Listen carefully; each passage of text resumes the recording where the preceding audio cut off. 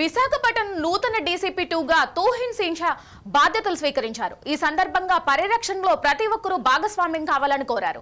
ముఖ్యంగా గంజాయి రవాణాపై ఉక్కుపాదం మోపడం, మహిళలపై జరుగుతున్న దాడులను అరికట్టడంపై ప్రత్యేక దృష్టి పెడతామని డీసీపీ తెలిపారు. నూతన డీసీపీగా బాధ్యత స్వీకరించిన సింహాకు పలువురు అధికారులు శుభాకాంక్షలు తెలిపారు.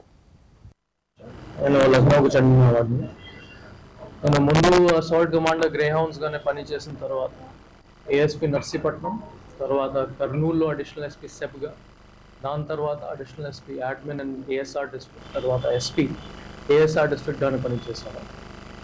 ఈ ఏఎస్ఆర్ డిస్ట్రిక్ట్ 1 year కంప్లీట్ చేసిన తర్వాత అది transfer and posting as DCP two law and order Visakhapatnam ఇవ్వడం జరిగింది.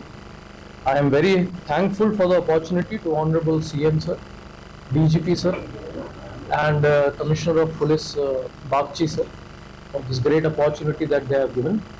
I am sure that Andru Kalasi, media, public,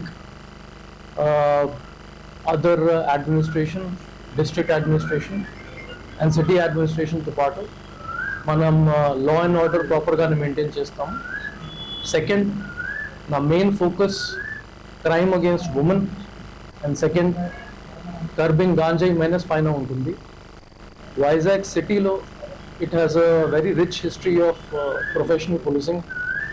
Ade nenu continue chestamu.